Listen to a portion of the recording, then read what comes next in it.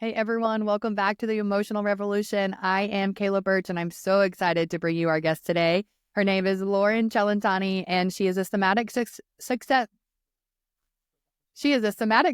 coach and a host of the Sovereign Self Show. And she is a powerhouse in what she does and she is making waves. And I cannot wait to share her story and what brought her here. So thank you so much, Loren, for being here with me today.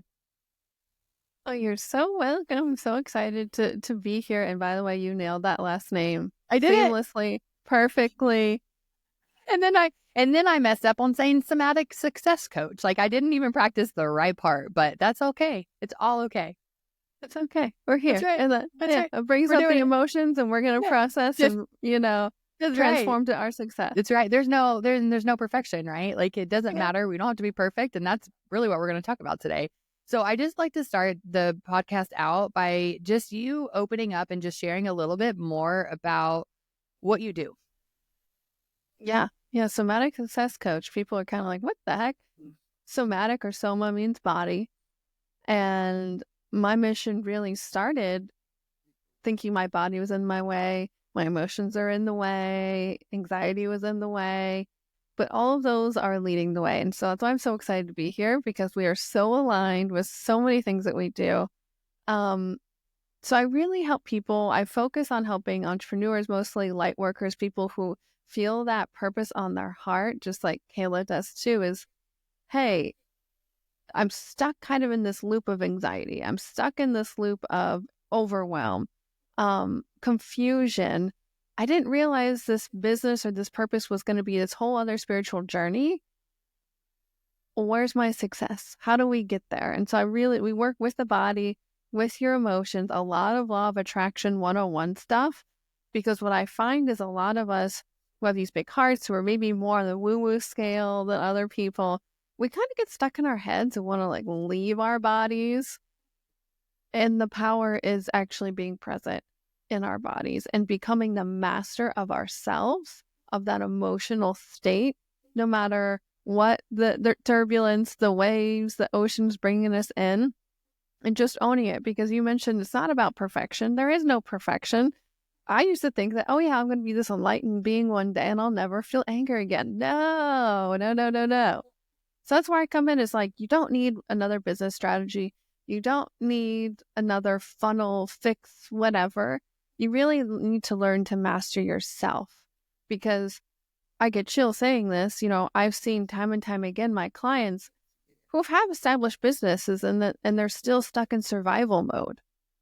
And they're like, I realize I've been in survival mode for years. I thought I healed this, but this business part of me is bringing up the same trauma response that I did initially through this healing journey. And just by learning to tune in and take responsibility for how you feel and proactively start to move with that goal forward. One of my clients, she was in the middle of a family emergency. She had to fly across the country, didn't end up posting for a month on Instagram, which is like unheard of. And, in the business world, manifested 2 or 3 new clients for the rest of the year, over 2,000 each a month for the rest of the year, because she was putting her energy first. And she had people reaching out from her from podcasts 2 years ago. She did, through the shit hitting the fan, because she was dedicated to putting her vibration first, owning where she's at, and doing that emotional work that sometimes we just want to like push aside and, not deal with. So this is a perfect alignment with what I do. And I'm just so excited to dive in wherever this conversation goes. Yeah, me too. And I want to start diving into what it took. What was your emotional revolution, right? Because you don't just get to this space of just having this awareness and this knowledge and this ability to be able to embody it without having to go through a lot of these things that you've already shared, likely where you went through yourself. So start to share a little bit about what that was like for you and why and what made you where you're at. And I want to say one thing, because I know very little about you, but what I do know is that you are very successful. You're successful in your business and you also have a very successful podcast, and which means you have to be very visible and you have to put yourself out there. And those are a lot of the things that hold us back. And I wanted to give that level of credibility going into this as well, because I think that's really powerful to, as we go through these journeys, to see how much we have to do this work to be able to step into those higher levels of visibility. So just share kind of what that journey was like for you in that process. Yes. And I will say, I'll end it with like the journey's not over, and what's coming up for me now. We'll save that towards the end, because it's like, I'm not, I tell my clients all the time, I'm not your guru. I'm not your teacher, even is kind of cringy for me. I'm just somewhat fellow person walking with you along this journey. So it started for me over a decade plus now, probably closer to 20 years now, during my college graduation. And I had my first panic attack. I kind of knew that's what was happening, but it was just all consuming. Anybody who's had anxiety and panic attacks knows it's just like you lose control. There's just nothing in that moment. You think there's nothing you can do. And what I didn't know then, that hindsight 2020, was that I was living my whole life up until that point being the good girl, doing the things I should be doing, getting the job, the corporate job, went to a good school, blah, blah, blah, blah, blah, blah, blah. And my soul was like screaming at me like, no, you've created this life that's not you. And I'm sure everybody listening to this entrepreneur healing journey is like, you have that moment, right? That come to Jesus, if you will, moment, like, whoa. So that was my journey. For the next few years, I was really trying to heal and deal with that anxiety. And I was like feeling like it was a curse. It was in the way.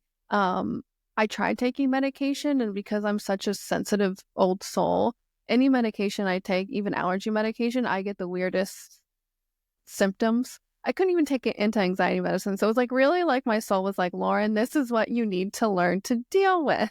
Thank God. I mean, people who need to take it, I understand, but my journey was not that. I had to look inside. But I really started out with the physical aspect of healing my body through food and exercise. And the anxiety did go down. The anxiety did go away. But then, the panic attacks weren't every day. But then I found myself in the middle of a divorce years later. And, you really want to point the fingers. You want to call say it's the other person, name names, all that stuff. But at that point in my journey, I really, really, really knew and trusted, if I did create my own reality, that I have to take full responsibility for this. And at that point, I was health coaching. I was helping women with digestive issues heal that part of themselves. And I kept seeing it time and time again, these very driven women like myself, whether career driven or entrepreneurial driven, who really needed help with like stress management and like dealing with emotions. They already knew what to eat. They already knew the good, the bad, the, kind of healthy foods. So I started to take a look inward, take a step back from my business, which is hard for people to do during these moments. And that's kind of tying this business story into it as well, and put myself first. I needed to, yes, okay, I healed the anxiety to the point I wasn't having panic attacks every day, but I had to be honest with myself. At this point, I really didn't know who I was. Like, yes, I started that journey, and it kind of opened my mind up to asking and wondering and questioning, but I had to tune in. I had to be okay with what I saw on the inside and love that. And so for the next few years, I really dove deep into all meditation, all of the kind of retreats, breath work, all the energy stuff, which I was already into. But there becomes a point where you know the things, and actually practicing and showing up and implementing them are a whole nother thing. And it was really working with that victim self, like wanting some knight in shining armor to come save me, or, like just feeling seeing these loops, these patterns that I was in that I never saw before, the anxiety and the depression, this loop that I really was able to become the observer of through this journey. And so I felt this calling to really shift into helping women with anxiety. I had my podcast at the time. I'd started in 2018, which was called Witchy Wellness Radio. This past year I changed the name because I changed.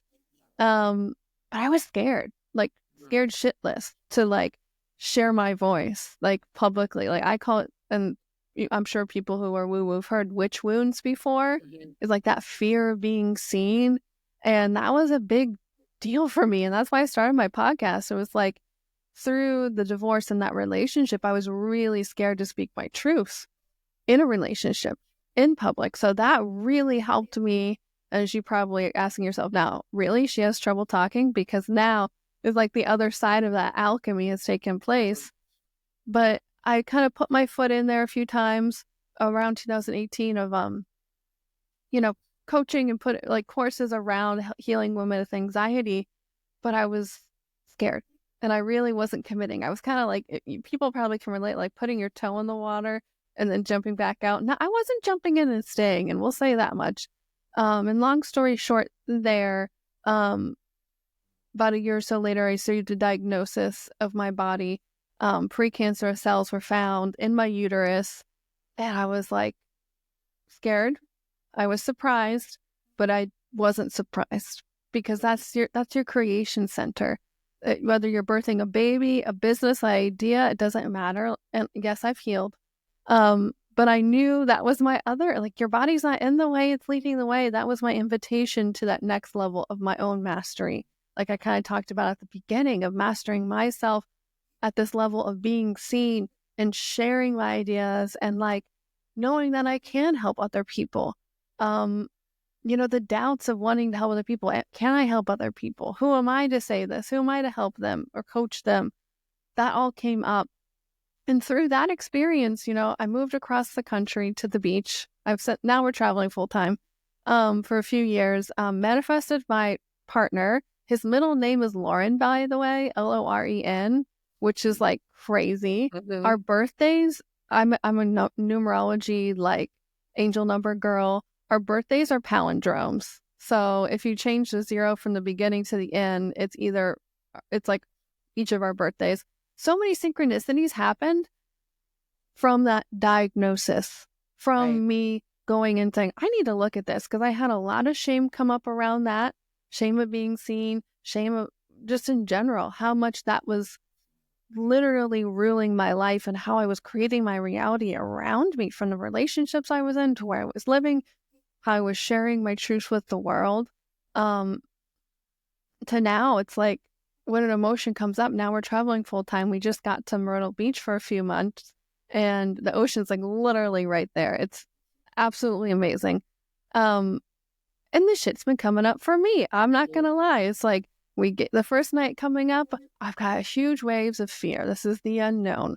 I can't control things. All these old things come up for me, because when you commit to a new level, whether it's a coaching program or traveling or going on a retreat, when you commit to yourself at a new level of showing up, all of that old stuff is going to come to the surface. That's showing you that you are healing. That's showing you that it's working.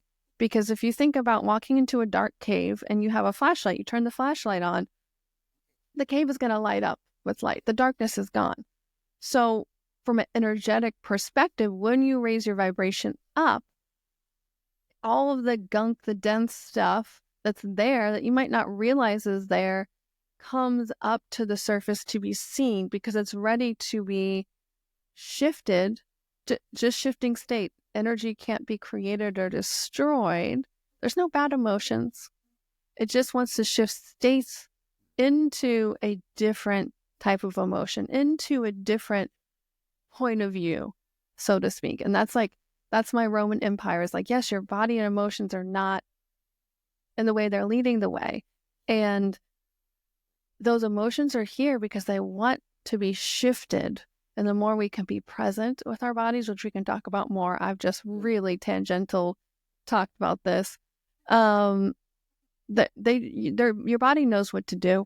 We just got to get out of the way. Right. We just have to get out of the way.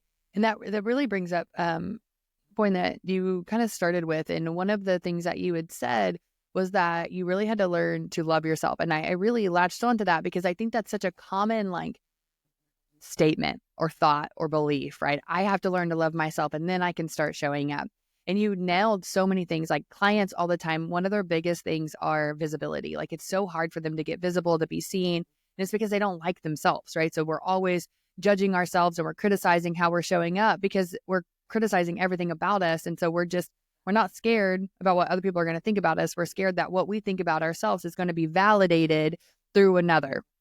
And that's it, right? And then they're going to mirror back to us what we already think about ourselves. And so for that, I think that's a really important place, because we hear all the time, like, well, I was scared, but I did it anyway. Or, I just started showing up and I did these things. And then people are left in these states of like, they just don't like themselves. And they're just like, I can't even see a version of me that does show up. I can't see a version of me that is present and that does all of these things. So what was that like for you? How did you go from that state of like toe in, toe out, toe in, toe out to in and then in and then in and then in? Like, what really did you have to shift or be aware of to make that happen? Well, I will say the mistakes I made along that journey, which I didn't mention, and this popped in my head when you said that. When I quit my corporate job of over a decade and went all in on my coaching, I did not pre-pave, like what you just beautifully said, seeing myself in, feeling grounded, feeling supported. That jump for me really brought up some fear. And to the point of, I quit my job, and then I was launching a mastermind within that next month, already planned, had the whole launch plan down to a T, like every single email ready to go, that kind of a thing.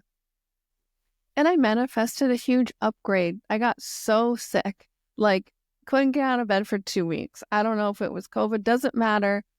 But I was like, isn't this interesting? Because sometimes when you do take those quantum leaps, like your body has to catch up with you. Sometimes not. But for me, I really didn't. I knew I was ready to take the leap. I knew it wasn't in alignment anymore. I did it. But it was like, I wish I would have prepared myself a little bit more emotionally and vibrationally, because that was the same year where I was like, healed this, move across here, manifested this here, there. And then I was like, let's just keep going because it's addicting. You see all these things, momentum. And then this big thing knocked me down. It knocked me down for a few months. And, but also that was able to show me those parts where I wasn't loving myself too, where that fear was coming up. So yes, I could have, would have, should have really pre-paved that. For me, pre-paving is something Abraham Hicks says a lot about. Get out ahead of it. Just, you can start general, but you just start rampaging in this positive direction. And the more positive you feel, the more specific you can get about that topic, about leaving your corporate job, about starting the podcast, whatever it may be. I totally forgot what question you actually asked, so I'm not even No, sure if that's I'm okay. answering that. That's okay. I was loving your response.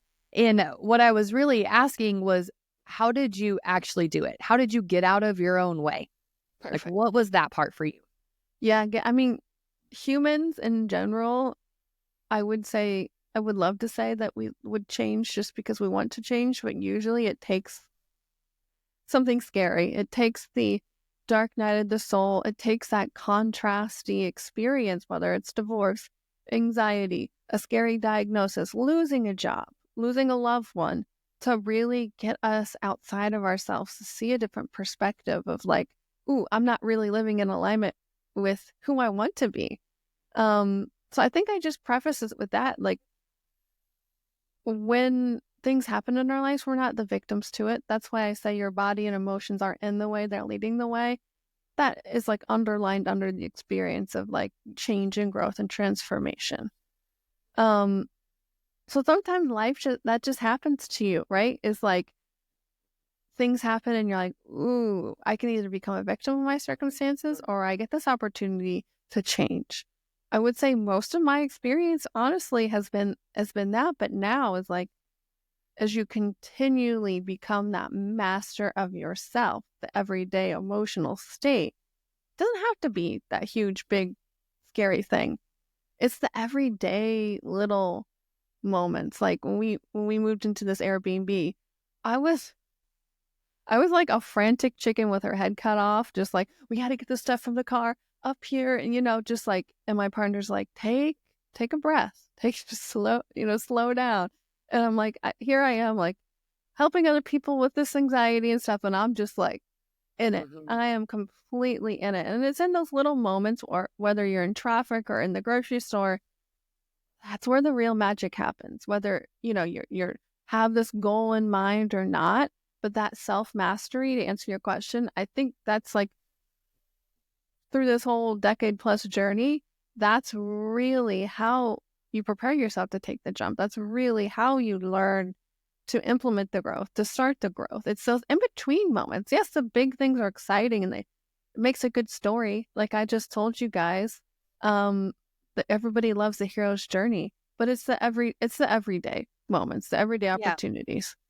Yeah. And I think a lot of it's exposure, right? That's where a lot of people, so we get so familiar with our current discomfort. Like we just like to stay in our discomfort. And then we get exposed. We put our toe in the water. And then, oh, that's too scary because it's so unfamiliar with what I know, even though it's uncomfortable, even though where I'm at is uncomfortable. So I think that a lot of it is just continuing on this journey of just exposure. And then the more you expose yourself, the more you get comfortable with that level and then that level of exposure. And then you expose yourself more and more and more. And you show up and then things start to shift because you're telling yourself it's safe and you're not falling into those traps of the stories. And one thing that was standing out to me when you were talking is about victimhood. And so you talk about victimhood a lot. And I love to look at victimhood from two separate spaces because we have what I've noticed in people and in myself is that we have two different ways that we play the victim. We play the victim where we need somebody else to save us, right? So we have that victim card. But there's also another often overlooked version of the victim, and that's you play the victim so you can now become the overcomer. And so we create situations in our life to overcome. I was the victim overcomer. So everything in my life created a lot of overwhelm and I amplified everything. And I was always finding myself in the most chaotic situations that I could always overcome. Right. So I was not ever, I had convinced myself that I was this overcomer. So that's what I was always doing. And I could not get out of that state of being an overcomer because it was what I identified with. And so I think that's really important too, because sometimes people don't relate to the word victim. And then I have to be like, no. Everyone relates to victim because you're either the victim and somebody else is coming to save you, or that you're the victim and you're creating your own hero's journey. And I think that those two things are really important to recognize in the form of being visible. And so really laying that out there, do you find that, like, as you hear that, do you find that those are two like staple victim mentalities? Yes. And I have to, like, the first one, like, as a coach, like, I'm a very sweet person, but there's those moments where I have to be direct with people. And it's like, that's why, when you go to work with a mentor, talking with them before, it's like the mentor is interviewing you too, because some people are just not ready to see outside of that. And that's okay. When their time is ready, they will.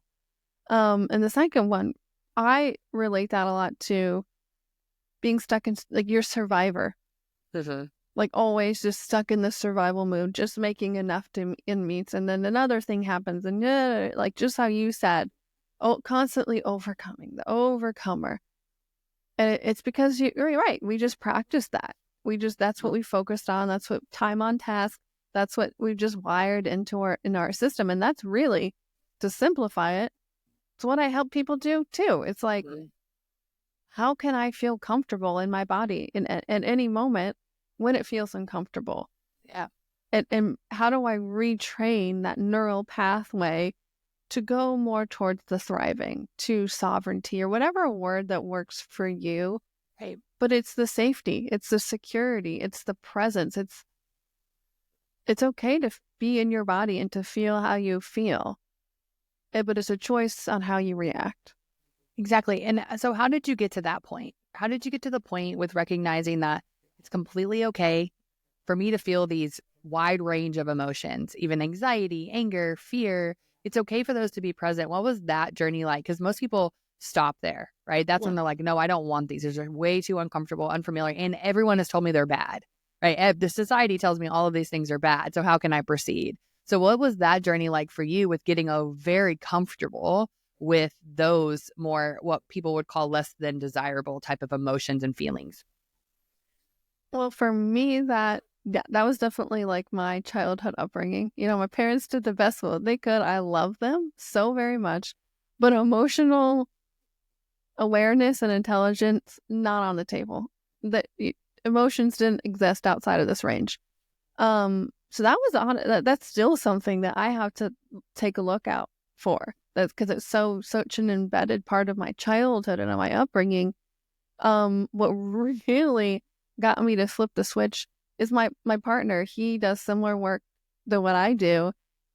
And I mean, I notice myself, but he'll call me out on like, hey, it's okay if you feel angry at me right now. Like, I'm not mad at you for being mad at me. It's like those silly things that we don't realize. For me, the pattern I saw was like the explosiveness of emotion in our relationship from me. And I'm like, oh, look at this old pattern coming through. And it's like, it's kind of hit to your ego. You're like, I help people do this, and look at me over here, like with this not wanting to be okay with feeling sad or scared or angry. So honestly, my partnership, my relationship has really, really helped me, because any relationship, especially someone you're married to or committed to, that's a beautiful mirror. It's a difficult mirror at times, but it's a beautiful, beautiful mirror, because you're with them the most. They, other than yourself, they know you the most. I mean, they see you all the time. They see how you react. So yeah, honestly, it's very humbling, but that really is the cherry on top for that part of me. Is like, Yeah. whew, I got to look at this. Yeah, and that makes me think of expectation, because I think that a lot of times when we expect something of somebody else, that's our big mirror. So that can be with another person, but that's also with our business too, because we have so many expectations about what this business is going to bring, the freedom it's going to bring, the financial stability, all these things. So when we expect something from something else, it really leads to a lot of suffering and disappointment. And so when you think about that and you think about the expectation that you had, how did you change that relationship with expectation to the external world, whether that's relationship or business? What was that journey like for you? The word, I mean, expectation works really well. The word I use a lot is control. Like, what do I control? As a fellow perfectionist, like overdoer personality controller, I control my reaction. I can control what I think. I can control, not necessarily my feelings, but how I react to them. But anybody outside of me, whether it's the partnership or or the business or the traffic I'm stuck in, I can't control. Yes, I might have those expectations, like I'm going to get home in 15 minutes, but it ends up taking me an hour because of this accident or the traffic or whatever. That's for me is what comes back to, what do I control? I think it's a Michael Singer thing, if I'm thinking that's where I heard it before. But it's the process of letting go, because, we think things should be a certain way, that we can't control. And that, I mean, that's what the work that we come at to do, help people with is, you're doing all the things, whether it is your spiritual, energetic routine of meditation and breath work, and you're posting on social media, you're sharing your podcast, you're showing up in a 3D sense of the way. You're doing it. You are doing it. But the internal point of view, there's something else that's off. The energy is off, whether it is the shame is still leading the way, whether it is fear or the depression, or it's never going to be good enough. That's something that I have to watch myself with too, is that along with the feelings of it's not okay to feel this way, it's I'm not good enough. I don't feel good enough. So if you are operating from that vibration in your life, in your business, in your partnership, that's what your reality is going to mirror back to you. Yeah. And I mean, that's honestly like, I started off this podcast talking about my one of my clients who manifested like 2 to 3 clients for the rest of the year during a family emergency, not posting on social media for a month. It's because she was doing the energetic work. All that stuff was coming to the surface. She had to focus on herself. She had to take care of her family to be able to be that leader at a whole new level. That's what I'm talking about. So if you are doing the things, just to cross it off the list, even, like, that's a huge thing for me, is like, oh, I got to go do this today. And it's like, if we just took 5 minutes, 15 preferably, just to sit down and listen to the fan and just allow yourself to meditate to that white noise, allow the thoughts to come, but you will feel that shift in your energy start to kind of bubble to the surface. You'll feel the lightness. You'll feel the connectivity to the creativity. It's about being comfortable and doing the things and being visible, but it's that, what energy are you doing it at? Mhm. Yeah. And this really kind of brings me to this point. You said at the very beginning of this, what we were just talking about how one of the things you can control is your thoughts. So I have a bit of a caveat to that too, because I think one thing that I find really, that is really challenging for people is that we try really hard to control our thoughts. And we can't actually control our thoughts, because if a thought is created, it can't go anywhere. It's already been created. We can control our reaction to it, which is exactly what you said, right? Like as you explain it and as you say it, that's exactly what you said. But people are so literal, right? They hear we can control our thoughts. So then when the thought comes up of, oh, I'm terrible, or oh, I'm not smart enough, or oh, I'm not that, they're like, well, of course it's still here.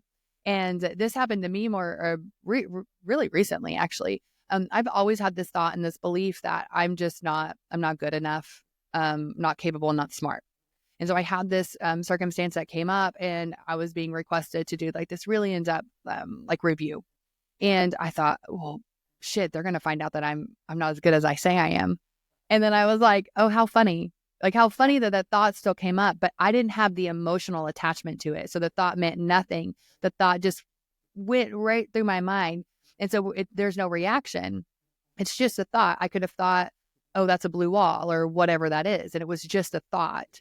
There was no emotional attachment to it. And I think that's a really important part of this journey, especially with getting visible and showing up and doing the action and doing the deep inner work and then integrating that deep inner work in the world, is that we're never trying to outrun a thought like or an emotion. Right? We're never trying to outrun those things. We're trying to change our relationship to it. And so when you think about changing that relationship to your thoughts, I think that's a really important place to explore. What was that process like for you when you did that, when you changed your relationship to your thoughts, or you detached your emotions and the meaning that the thought had? What was that Well, like for you? well, thank you for underlining that, because you're right. Yeah, we take things so freaking literally. And I think the thing that comes up for me is the acronym for fear, false evidence or false emotions appearing real. And so the thoughts can come up, like you said, about that. Oh, they're going to find out I'm not good enough. But you realize like that's not true.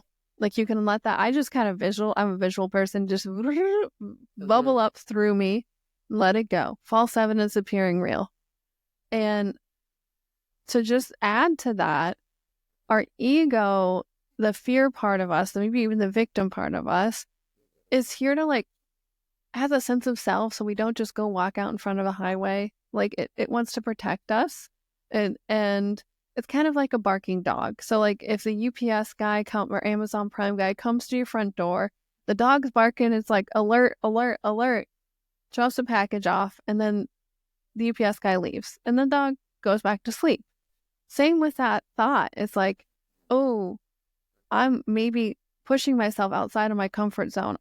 This is a different experience. Ooh, they could find out that I'm not smart enough as I say I am. That's just that ego part of us trying to keep us safe. So I like to underline that. It's like, it's not a bad thing. It's not a good thing, but it's like, it's just a thing. Yeah, it just is. It's just It a just thing. is. Mm-hmm. And so it's always going to be there. I think the story of like, we do cold plunges a lot. Never thought I'd be doing that kind of thing. I'm like a hot shower girl, hot bath. But that has really illustrated and taught me at a new level. It's like the first time I did it, we were driving. It was like this gym that had a cold tub, and we were driving there. I almost had nervous diarrhea on the way there. I was so freaking scared. I was like, oh my God, what am I doing? It's like freezing water. You like all the like. It was like I was going to do bungee jumping or something. I was going to get into a cold tub. So it's like, Loren, all right, this is happening for me. And it's really about allowing those emotions to resist, allowing the emotions as we come back to our body and allow them to come through. So for me, breath work has been a game changer through my whole story. When I was having panic attacks, I used to do the alternate nostril breathing, helps balance the hemispheres of your brain. That was one thing that saved me from panic attacks. Like I'd be on the verge of having a panic attack in the middle of like a meeting with like 50 people in the room, and I couldn't get out, and I'd be like, oh my God. And I would just, I just focus. I wouldn't even touch my nose about breathing in and out. you can do that with any emotion. And the cold tub is the same thing, as like, you are feeling cold. And the more that you tense up and stress and resist the cold water, the more painful it's going to be, the colder it's going to be, the more you're not going to like what's happening. And what this practice has taught me now, years into this, is the emotions come up every time. The resistance comes up like, I don't really want to get in right now. I really don't want to get in this cold water. But and recently I've been realizing, oh, I've been kind of procrastinating. I'll get in halfway, stand there for a minute, and then get in, because that mind is like, oh, no, you can't handle it. But Loren, you've shown time and time again you can. But once you get into the cold water, it's a practice of relaxing. And the more you can relax the water, the cold is your teacher in those moments. So when you get angry at your partner, when you feel like visibility wounds of like posting something, what is people going to think? You can relax in those moments. So training yourself in kind of extreme situations like the cold tub to learn to relax and allow. It's not about controlling the thoughts as much as it is allowing that samskara, which is like the yogic term for that little bit of emotion to come up and bubble out of you. That's the best way I can really illustrate it. And the thing that's really kind of underlined it and helped me really practice what I preach at a whole new level. We're still going to have the emotions. We're still going to have the worries, the false evidence appearing real. That's how we know we're growing. That's how we know we're changing. And it's just to beat a dead horse, it's about relaxing and coming back to your body and allowing, because it knows what it needs to do.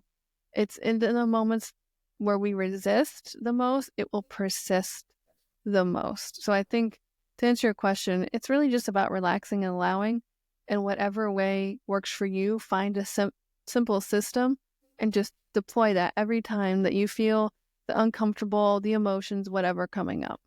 Yeah, and you said this earlier today, or you said this earlier about the ego always trying to keep us safe. And I think that there's one point that is really helpful for people to understand and for themselves is, what is it trying to keep me safe from? And then that's when you can really explore, like, what is the perceived danger that I have right now? And the more we understand that, the more we can actually mold it, shift it, dissolve it, transmute it into something else. So then it's like the dog, when the UPS guy comes to the door, it's like bark, bark, bark, bark, bark. The UPS opens the door for whatever, and you open it to sign your package, and the dog starts licking the UPS. It's like, you weren't even scared to begin with, buddy. Like, that was really false. Like, you were just fine. And so it's kind of like that. It's like, what are you actually scared of? And is it something to be scared of? Because fear is also really helpful in a way, or not in a way, it's very helpful because it shows us something. It either shows us that we're making shit up, right? Or it shows us exactly what we need to work on. Because there's so many things in life where it's actually, fear is really helpful to pull us back and observe, and gives us a little bit of separation from an action. And we don't have to use it to push us back. We can use it to push us forward, because sometimes there is competency that needs to be built. Sometimes there is a skill that needs to be built. Like, you probably shouldn't just be like, I'm going to do it. And you just open up your podcast and you just start speaking, and you have no idea what you're going to do. You don't even know how to put it on a platform. You should probably have a little level of competency first about what you're going to do, and then take messy action. It's not about having a laid out plan, because I'm not a person that has a laid out plan. Right? I'm not preaching that, but there is a level of, there's a reason why there's fear coming up, and just evaluate it and find the truth in it. Like, what is actually what I need to see here? Like, do I need to gain a skill? Do I need to improve this? Or do I just need to let go of the story that I'm telling myself about it, and I am completely competent as it is right now, and then I can gain more competency along the way? So I think there's so many different ways. I like to just look at it as changing our relationship with all the things, with ourselves, with our thoughts, with our emotions, with our external environment, with our business, with our spouse. We're just changing the relationship of what we expected it to be, and stepping into what it actually is. Like you've said, it is what it is. There's no resistance, and just allow that feeling to come up. So for you, when you've allowed that feeling to come up, what would you say? What would you share with everybody?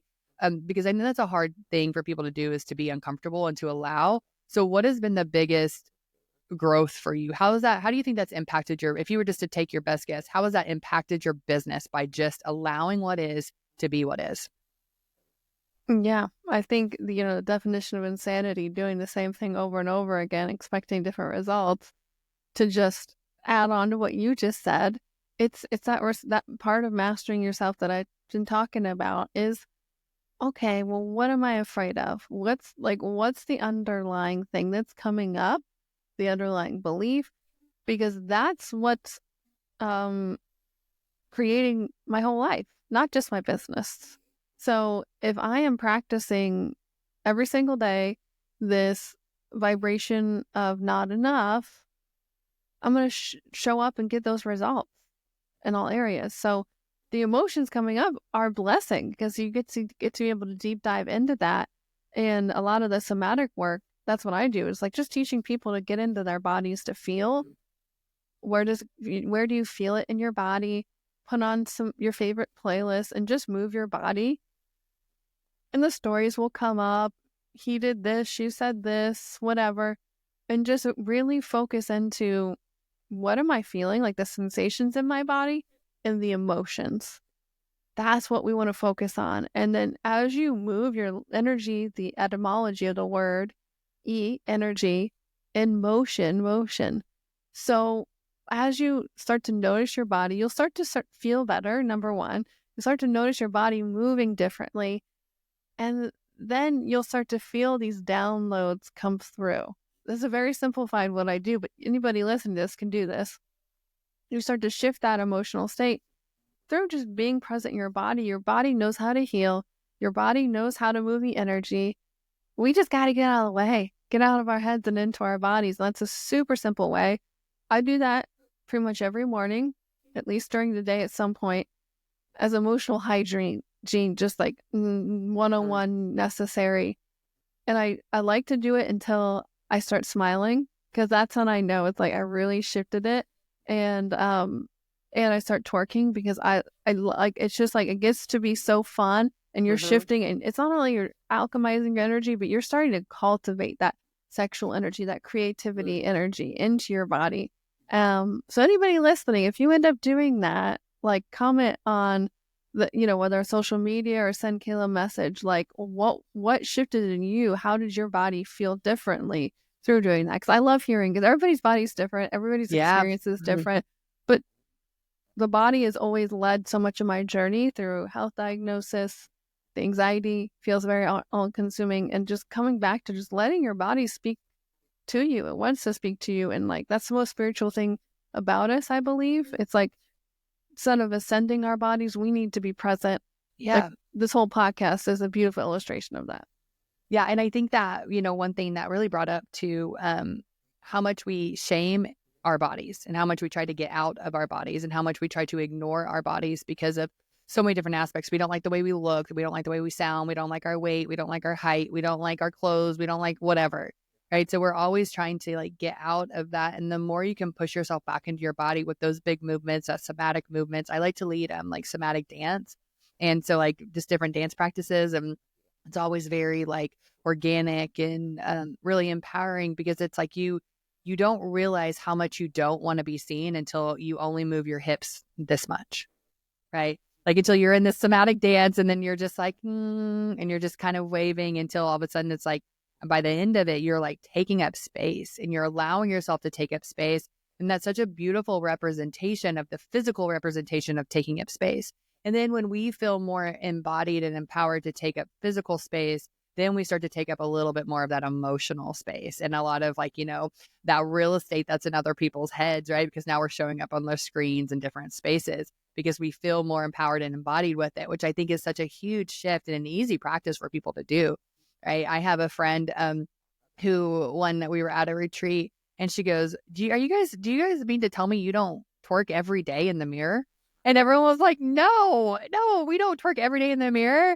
And she's one of like the most carefree, like happy people I know. And I'm like, I feel like I maybe should be twerking every day in the mirror. But it's that embodiment and that movement and that empowerment and that connection to the body that I think we're oftentimes, not oftentimes, we're just overlooking, and we're trying to override it without looking. And it's a thing that it's not just heady. Like, it's very much somatic in our body that we have to move through. So that's one thing that, I would really encourage everyone to do is take up some space, like turn some music on, move your arms, jump, move, like just spin, like all those things just to move and take up as much space as you can. And then you'll start to really recognize that in your everyday of how much more space you allow yourself to take up, whatever that looks like. Oh, I love it. And So good. an add-on to that, an add-on challenge, record yourself. And you can post that like if on your Instagram on stories, because people love to see the visual shift, but you're literally embodying that taking up space. You're the living embodiment of what you're helping other people doing. That's huge. It's huge. It's going to be scary for some people, but a lot of people relate when I post pictures of me moving. And the next level for me is and so I'm challenging myself on here right now, is sharing when I have like an energetic experience, when the energy moves me, because it can be very ugly, it can be very weird looking, sharing that too. Yeah. Because it's like literally channeling energy through your body. And this is what the human capacity has. Well, we're just over here stuck in our heads scared about posting things, so it's like...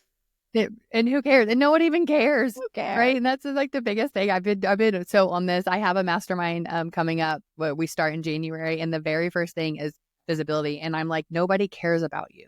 Like, it's not in a bad way, like in a very empowering way. Just freaking show up. It's totally okay. And that's what I think a lot of people just need to do, like that toe in, toe out that we talked about at the beginning of our conversation. It's like, just freaking keep your toe in. And if it's only a toe, that's okay. Because eventually it's going to be more comfortable for it to be your whole foot. Just kind of like your ice bath analogy too. It's like, if it's only half your body, that's okay. Because eventually it's going to be your whole body. And then eventually you're going to get out and you're like, that was the best thing ever. And so just keep whatever you have in right now in, and then it'll slowly, gradually get more and more and more. I could talk forever. I know I could talk for hours with you, but I'm going to have to wrap it up. So please just take the time and just share where we can find you, how we can track you down, and how we can stay connected. Well, thank you so much for having me on. It was such a pleasure. I'm at Loren Cellentani, which it'll be in the show notes on Instagram because, let alone saying it, hard to spell. My podcast, Sovereign Self Show, is on all podcast platforms and on YouTube as well, which Kayla's going to be a guest on, which is amazing. So look out for that. Come play. I'm mostly on Instagram. I love posting really funny meme reels about spirituality in your business. That's my jam. And let's play. Let's play together. I love it. Oh, thank you so much for being here and sharing all of your wisdom. It's just been absolutely amazing. So thank you everyone for listening, and I'll see you next week.